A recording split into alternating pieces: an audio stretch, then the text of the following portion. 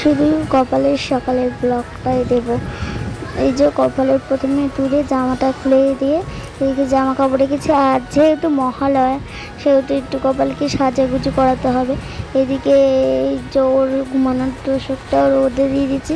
আর এদিকে ডাবের জল কিন্তু ফুল তুলসী পাতা দিয়ে একটা জায়গাতে রাখলাম, ওকে স্নান করাতে হবে। ওকে নিয়ে এখন আমি কিন্তু বসিয়ে দেবো, দিয়ে ওকে স্নান করাবো।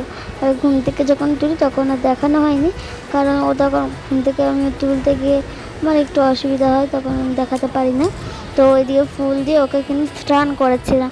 আমি গঙ্গা জলে স্নান করাই সবসময় বলতে গেলে, গঙ্গা জলের এমনি যে।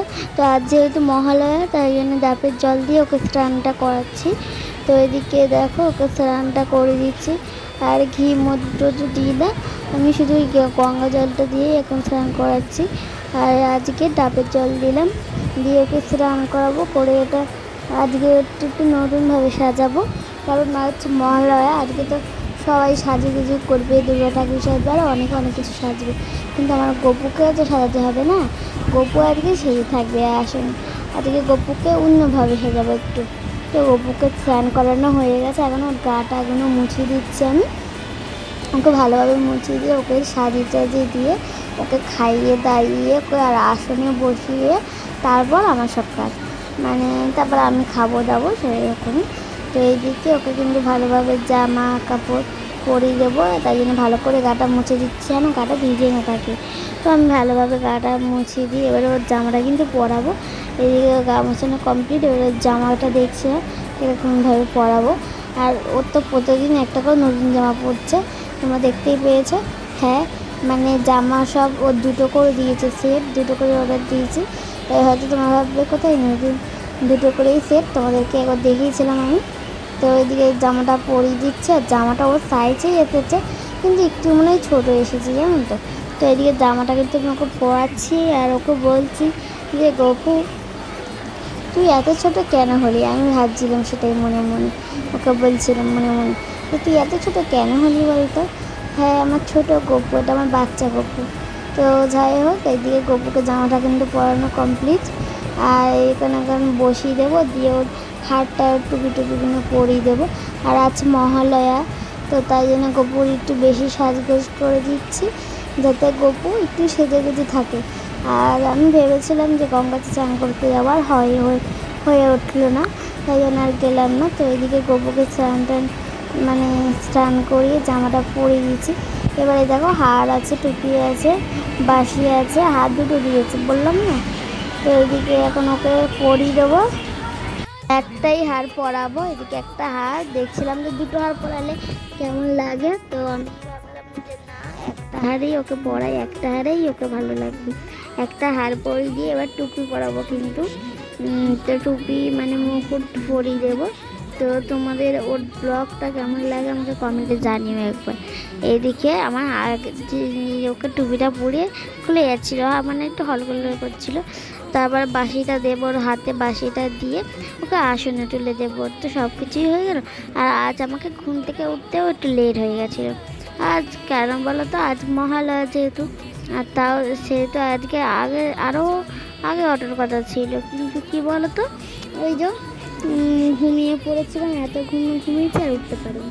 তো এখন ওকে বসিয়ে দিয়েছি আসনে, দিয়ে আমি জামা কাপড়গুলো একটু ভাঁজ করে নিচ্ছিলাম, নিয়ে তারপরে ওকে কিন্তু খেতে দেবো। ওর জিনিসপত্রগুলো গুছিয়ে দিলাম, দিয়ে ওকে তুলসী পাতা জল দিয়ে ওকে কিন্তু খেতে দেবো।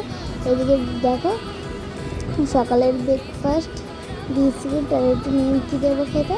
আর দুপুরে একটু ফলটা যদি হয়, ফলটা নিয়ে শেষ হয়ে গেছে, বাজারে না গেলে আর আনতে পারবো না, সেহেতু ওকে নিমকি দিয়ে একটু নিমকি আর বিস্কুট দিচ্ছি। নিমকিটা তো খেলে পেট ভরে না, কিন্তু বিস্কুটটা খেলে পেটটা ভরে যাবে। তো আমি ফল আনতে যেতে হবে। তো বাজারে এখন কে যাবে দেখি, দুপুরটাও চালিয়ে দেবো, রাত্রেতে বাবাকে বলবো যে ওকে জন্য একটু ফল নিয়ে আসতে সন্ধ্যেবেলাতে। এদিকে এখন ওকে খাইয়ে দিচ্ছি। আজকে কিন্তু খুব লেট হয়ে গেল, 10টা বাজে, তখন ওকে পুজো দিচ্ছিলাম। তো কারণ আমার শরীরটাও খারাপ, তাই জন্য এমনি সময় হাত পা ধুয়ে ওকে পুজো দিয়ে দিই। তো আজকে শরীরটা খারাপ বলে ওকে আমি স্নান টান করে তারপর পুজোটা দিচ্ছিলাম। আর দুপুরবেলাতে ওর বদ্দি ওকে পুজো দিয়ে দেবে। তো মানে আমার দিদি। তো এদিকে ওকে জামা কাপড়গুলো এটাও মুখ মোছানোর জন্য রাখলাম, আর এটা কিন্তু ওই দিদিকে গুছিয়ে দিচ্ছি, কারণ ওখানটা পাতবো ভাবছিলাম, তার ভাবলাম না এটা ভাল লাগবে না বলে আবার তুলে দিলাম। দিয়ে এদিকে ওকে খেতে দিয়ে দিচ্ছি। এবারে শাক কাঁসা বাজিয়ে ওকে পুরো মানে পুজোটা সেরে নেবো। এইদিকে জামা কাপড় ঠিকঠাক রেখে দিচ্ছি, গুছিয়ে নিচ্ছিলাম, না তো ধরো কিছু খেয়ে নিলে আর তাহা দিতে পারবো না। আমার দিদি সব করবে, দিদি তো গুছাতে পারবে না তোটা, তাই জন্য আমি সব করে নিচ্ছি, করে গুছিয়ে নিচ্ছি। দিদি শুধু পুজোটাই দিয়ে দেবে দুপুরে, আর জামা কাপড়ও ছাড়তে হবে না তো ওর। তো এইদিকে আমি শাক টাকগুলো বাজিয়ে নিই।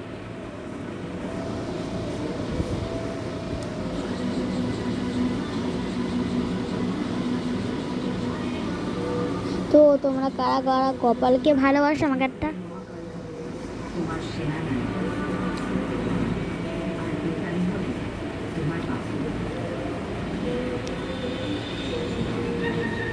আমাকে একবার কমেন্টে জানিয়ে যাবে তোমরা কারা কপাল পছন্দ করো। কাশাটাও বাড়িয়ে নিয়ে চলো।